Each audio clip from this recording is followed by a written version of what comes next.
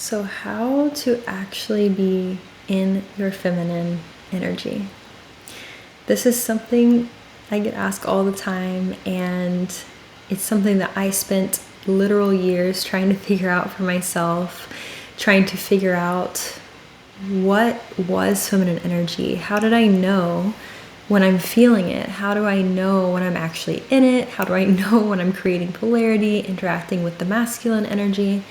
And so I wanted to bring you a few things that recently all came together for me as an idea for the video, in sharing something that's hopefully helpful to you in and out of relationship, in polarity, just in daily life, that can help you truly tap into that genuine feminine energy, like at your core feminine essence, not just the feminine energy tactics that you hear online, and not just the things that are supposed to get you a certain result in a relationship.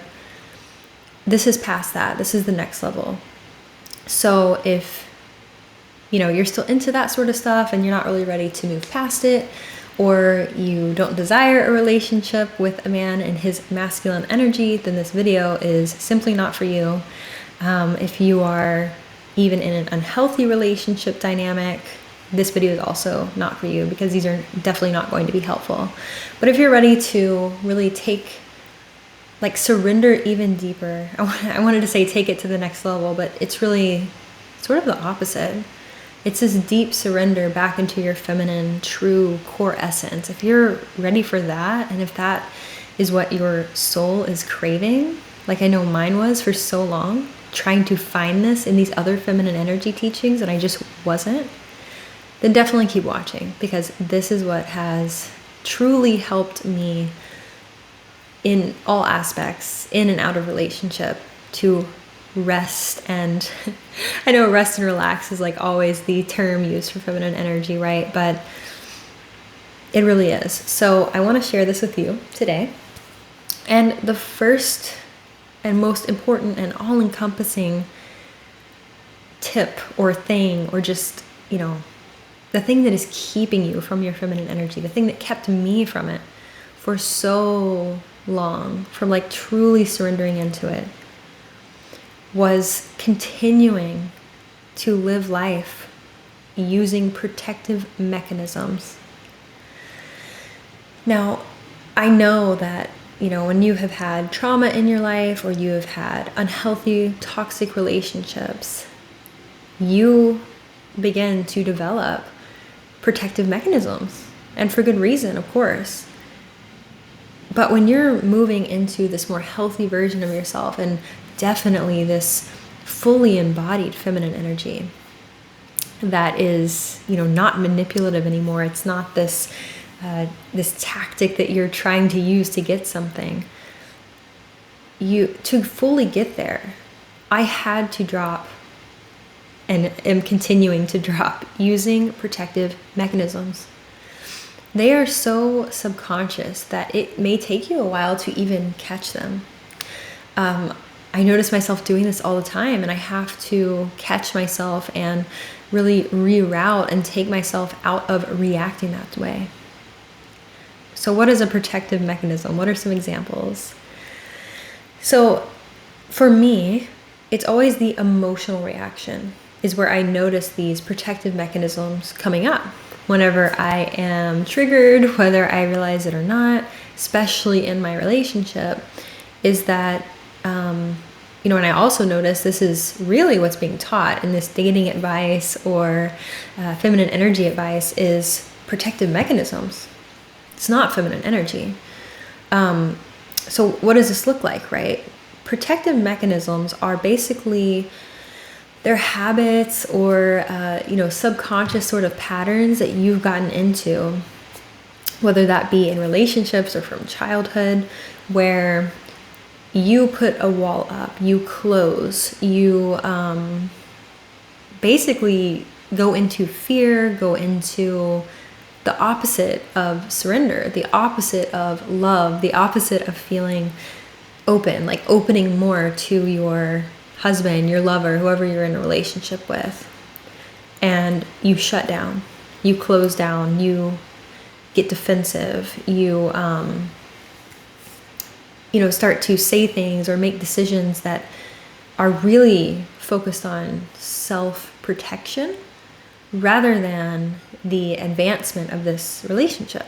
And this is why I say this is not for unhealthy relationships. This is genuinely for people who either desire or are in a relationship, as a feminine being with a masculine energy man. Like truly masculine energy, not this fake alpha energy, right? Truly, truly masculine energy at like a spiritual level. And so what's interesting is that what is being taught about feminine energy are these self-preservative or self-protective mechanisms, and they play on that and they make you feel a little bit safer, like, oh, if I do this, I'll never be taken advantage of again, or I'll never be hurt again, or I'll never have to feel those feelings of being hurt. What this really does is it builds an even thicker wall, and it separates you even more from truly experiencing and being love. Love is not love and light, like only positive things. It's not. When I say love, and what I mean by like the energy, the state of love, is this state of connectedness. That's what I mean. And I could probably describe it better, but right now I'm just not coming up with the best words for it. But I don't just mean love and light, like, yes, you should tolerate everything. Absolutely not. I have future videos planned that will really explain this better, but that is not what I mean at all. And if you've watched any of my other videos, you know I am not someone who just accepts anything. And I know that my community isn't either. So that's not what I mean by love. Love is misconstrued very much so in, by what we think that it means. So, we're never going to be able to really drop these self-protective mechanisms if we keep thinking that they're actually doing us more good than harm. In a toxic situation, in an abusive relationship, of course, they are doing you more good than harm. But that's not what we should aspire to. Like, you're never going to be in your feminine energy if you're in a relationship like that, or if you're around people like that. We'll get into this as number 2 here, but your nervous system's not regulated in that situation. So you simply can never be in your feminine energy. Most of you have probably experienced this before. I have. And so our goal is to move so far past that. I mean, that is below the bare minimum, right? We want to move so far past that and experience the actual depths of polarity and love in a relationship. No more of these protective mechanism tactics that are genuinely just to keep you safe from more trauma. That is not the highest standard that we should be aspiring to. Like, that's not the experience that we should truly desire. That is truly the bare minimum, of course, but that's not even like developed healthy masculine energy in yourself. That is just protective mechanism. That is just keeping you safe. Feminine energy only really can be a state that you're able to be in when you feel foundationally safe, when you feel safe in your relationship, safe in your life, with your friends, with your whatever situation it is. That is when this new, deeper level, like closer to your actual core of feminine energy, can be expressed and tapped into, whatever you want to say, right? And so what this requires, like I said, number 2, what this requires is a regulated nervous system. I know I've said this before, I talk about this a lot, but without a regulated nervous system, like, what does that even mean, right? A regulated nervous system is one that is thriving, I guess you could say, one that is not operating off of constantly being put back into fight or flight mode, constantly being anxious. Personally, whenever I was not in my feminine energy, which correlates to not having a regulated nervous system, I was very depressed and anxious and had panic attacks. And, you know, my female, like feminine cycles, physiological cycles, menstrual cycles were extremely painful. They were off. I had, you know, I was a healthy person, so I thought, but I was having horrible, like, food intolerances and just gut problems and all this stuff that really, I mean, it manifested from the stress of your nervous system not feeling safe. Could I be in my feminine energy then? Oh, I tried, but it was a constant battle of, and this is what I hear a lot, is women being like, how do I stay in it, right? Like, I can go do a self-care day and do you know, a whole day for myself and meditate and all this sort of stuff, and then I can get into it, but I cannot stay into it. And this is why. And I'll go into actually a few practical and logical things that you can do, like lifestyle changes, that will actually help you regulate your nervous system. I really should make a whole video on that, but in my Feminine Foundation course, I go into this a lot more of the practical side of things. So if you want, you know, a guided course on that, definitely get in there. But regulating your nervous system is all about what it feels like is this constant state of peace, or when something happens, you know how to re-regulate it. I think that's the main thing, right? Because you can't always expect constant peace in your life. Like, things are going to happen, triggers are going to come up, things that you probably don't even know that you have unhealed. But having the tools to at least have a baseline regulated nervous system and come back to it when necessary is like a survival toolkit, or let's say a thriving toolkit, right? It's like how you get back from that feeling of survival mode into regulation again, into feminine energy, if that's what you desire. And so, you know, a few of the practical things that you can do. There was actually one more thing I wanted to say on the first tip that I'm just going to add in real quick. But when feminine energy advice is being taught as protective mechanisms, but then it's also being taught in the same sentence, basically, as you also need a surrender. There is no surrender in a protective mechanism. That is the complete opposite. It is absolutely contradictory. And anyone who is saying or explaining feminine energy like this, and honestly, you might see this in my past videos because this is something recent that I realized, but they don't have the full understanding of feminine energy. It's not contradictory. This is for, you know, back to the regulated nervous system. This is for a regulated nervous system. So for the practical things to regulate your nervous system, I'm going to give you two or three tips. So first of all, you have to figure out a diet. When I say diet, I don't just mean food. And when I say diet, I also don't mean like restrictive. I just mean a food, you know, the foods that you're eating. You need to figure out what is causing inflammation in your body and what is continuously putting you into fight or flight mode. Your gut is directly correlated to your nervous system. Definitely dive into that and research that.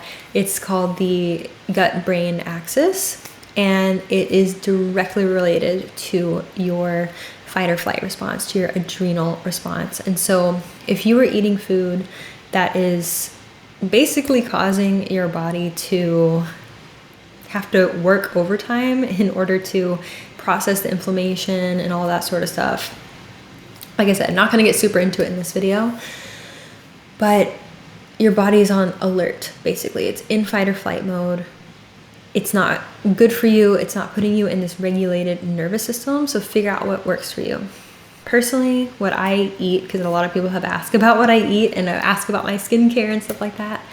I don't do a lot of skincare. I literally put coconut oil, actually it's jojoba oil on my skin, and sometimes coconut oil. I know people say it's bad, works for me.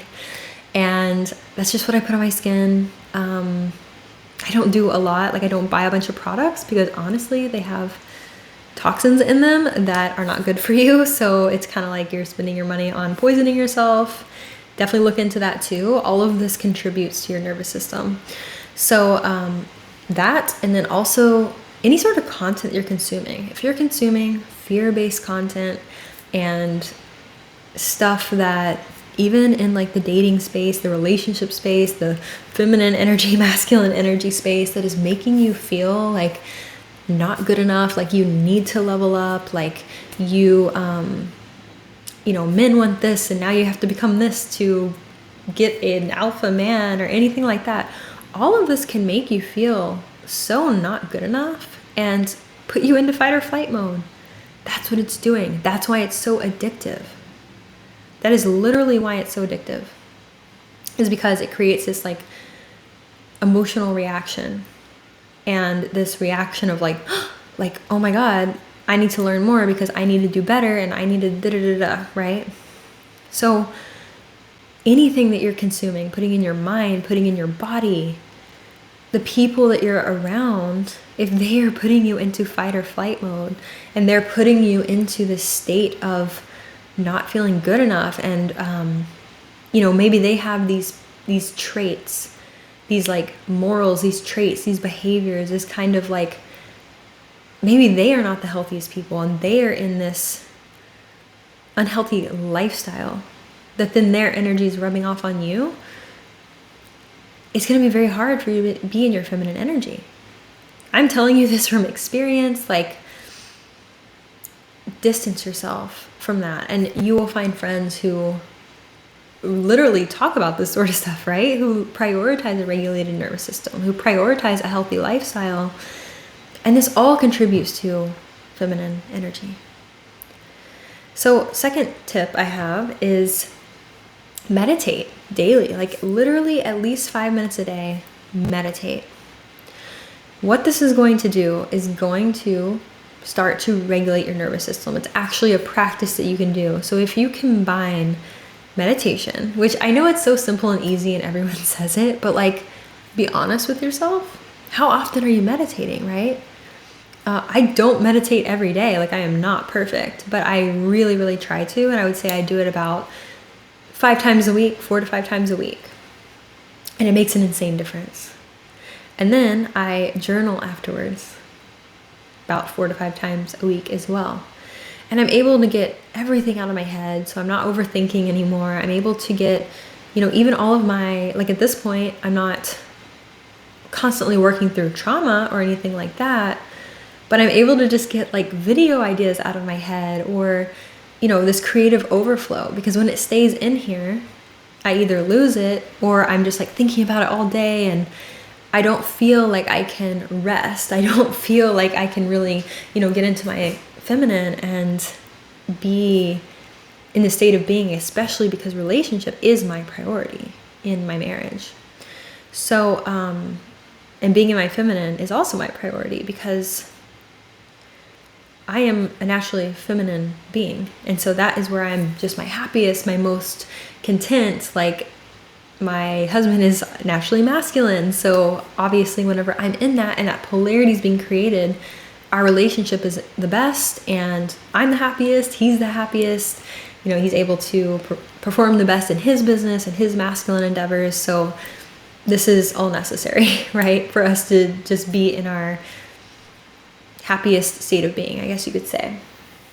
So, yeah, meditating and journaling, I know it's simple, but try to add it into your routine more often, and it will make you feel so much lighter, which is how I feel when I'm in my feminine. I want to go back a little bit also to these protective mechanisms. These come from an unregulated nervous system. These come from you constantly feeling like you have to protect yourself against the environment that you're in, whether that be a relationship that you used to have. You're going to bring those protective mechanisms into the next one. unless you become aware of them, unless you consciously choose to surrender. And that's kind of where we're going with number 3 here, is that you must be willing, like, to truly access that feminine essence again. You must be willing to surrender. This does not just go for a relationship. It has like everything to do with polarity for sure. So this will absolutely benefit your healthy relationship with polarity, right? Surrendering to the masculine energy. This is not the same as submit and do everything that he says, like, unless you're into that, sure. But this is not like you're only a good woman if you submit and do everything that he says. I'm able to surrender into my feminine energy because I'm with an integral man who's in his purpose, in his masculine energy. And I know that when he makes decisions for the both of us, it's because, like, that takes a weight off my shoulders, right?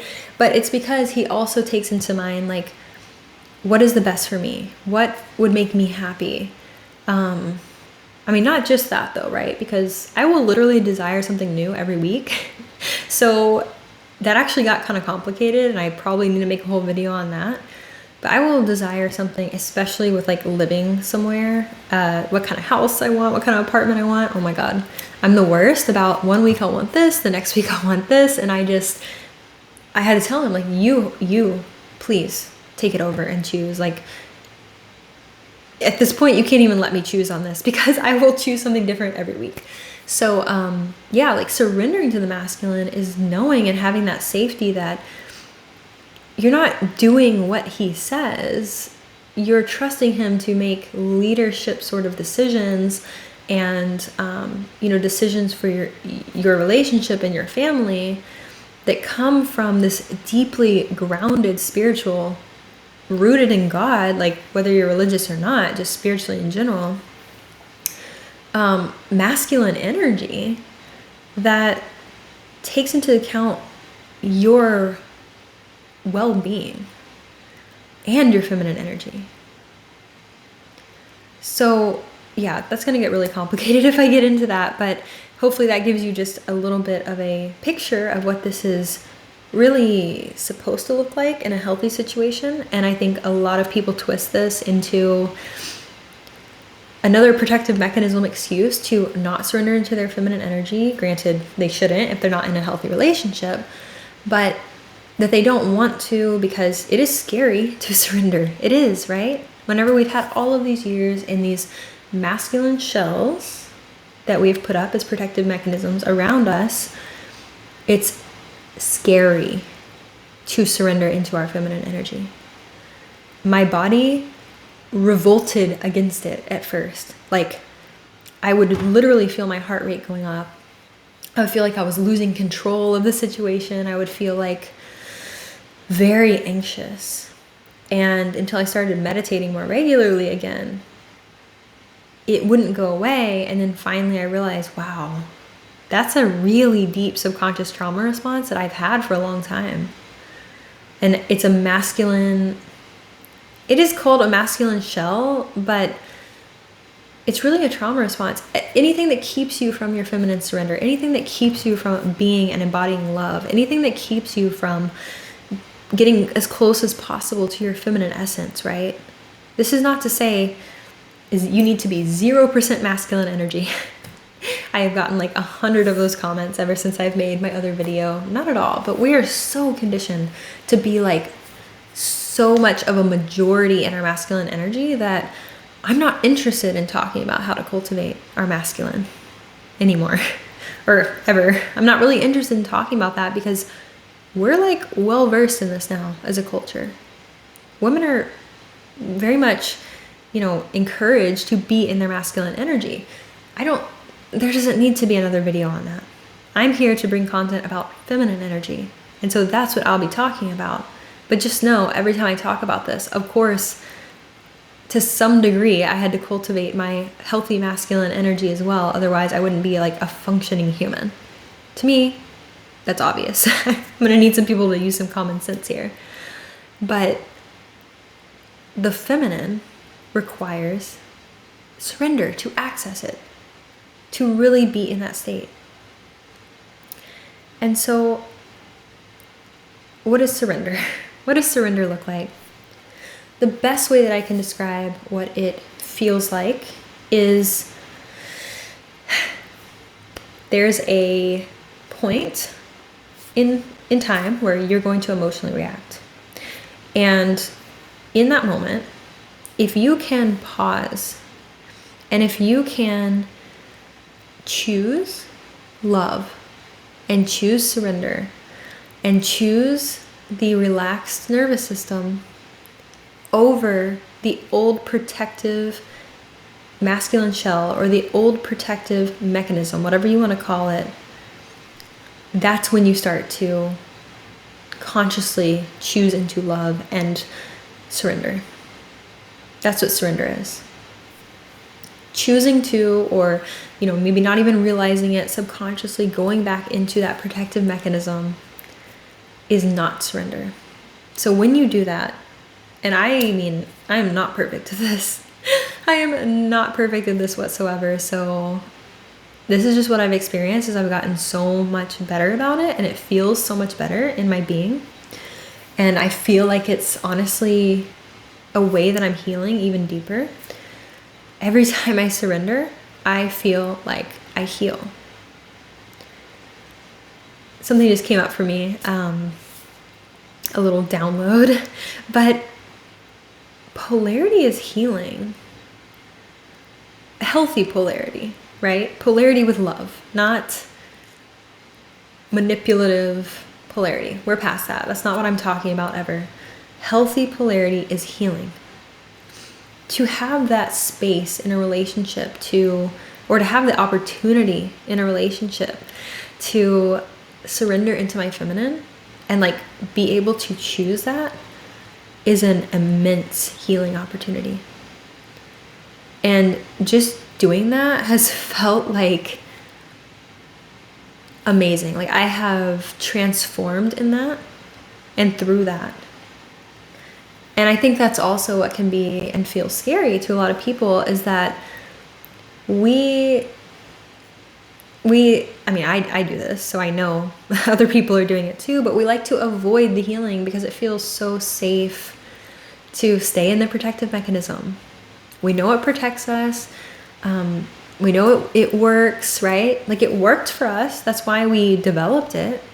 We didn't develop this protective mechanism because it didn't work. We developed it because it did work in a certain situation that was toxic or abusive, or we felt unsafe, or our nervous systems were unregulated. That's when we developed it. But thriving and being in polarity and being in, connection, especially in a relationship, requires that surrender and that openness, especially on the side of the feminine. Not that it doesn't require that from the masculine too, but we're talking about the feminine path here, right? So I actually have 2 books that I was reading these over the past month, and just literally reading them twice and just absorbing them. They're amazing. Actually 3 books. I have 3 books, and they're all by the same author. Didn't want to recommend them until I finished them, and my husband and I were he read them too. He read 2 of them. And we wanted to make sure that they were good. I don't want to suggest something that's not amazing. So David Deida is the author. I believe I may have mentioned this one before, but The Way of a Superior Man is describing the masculine path, basically. So it's definitely more of a spiritual masculine path. And what I found is that it's obviously helped me understand the masculine energy and my husband a lot better. But what you can kind of do is flip it for the feminine. And he does talk about feminine energy in there as well. He understands feminine energy very well. So I really, really I deeply appreciate what is being said in these books, and it makes a lot of sense to me. It makes it make sense from how the masculine is perceiving the feminine. Love it. Another 2 books on relationships. One for the feminine which I found very insightful and helpful. And it really made me feel like I wasn't wrong for wanting these things, or I wasn't wrong in the sense of polarity, or, you know, we can feel very wrong for being in our feminine energy because it's so undervalued, it's misunderstood, it's sometimes like demonized, and it's just not, it's very misunderstood basically. And so that book is called Dear Lover by David Deida as well. That one will definitely be one that, you know, I recommend for any woman who is in her, or, you know, has a feminine energy at her core. Oh my God, you will love this book. It's kind of funny the way he reads it. I don't know, I laughed a little bit, but love the book. And then third, I think this is great for the masculine and the feminine to read. It is just about polarity in relationships, and it goes into the masculine and the feminine side. And this book is called Intimate Communion by David Deida as well. That book, I found it to be, for some reason in the beginning, like a little basic, where I was like, yeah, like I already know this sort of stuff. But you may not. I mean, this is just, you know, I think about, talk about polarity all day, like feminine energy. I love learning about the masculine energy too, especially like in men. So for me, it's like, okay, I kind of knew some of that stuff, but the second half of the book is absolutely incredible. The whole book really is incredible. It's an amazing read. So I would honestly recommend starting with that one. And this will change your perspective for sure. And it'll definitely make you aware of things that you actually desire, in your, you know, your husband or whoever, or your wife. I know there are some men who have started watching these videos too. So that's super fun. But yeah, those books are amazing reads. And, you know, even for men, if you read Dear Lover, it would kind of be the same as women reading The Way of Superior Man. And you could see, you know, what the masculine desires, what the feminine desires. And I think it's a great combination. So definitely read those. But yeah, as of now, as I'm filming this video, I'm trying to think of any announcements that I have. I'm still pre-enrolling for Divine Feminine Path. That starts on January 29th, so I'm super excited. You can go ahead and pre-enroll now if you desire. It's definitely at a lower price right now. And then also I have one spot left for booking in January. I mean, obviously you can go past January, but for any of my call packages, I am giving a bonus of email support between them. Usually it's just the calls, but I wanted to offer some extended support between them. So I have one spot available for that. So definitely go below and book if you desire to. And yeah, hope to see you in there. And I will also see you in the next video. And I love you so much. Bye.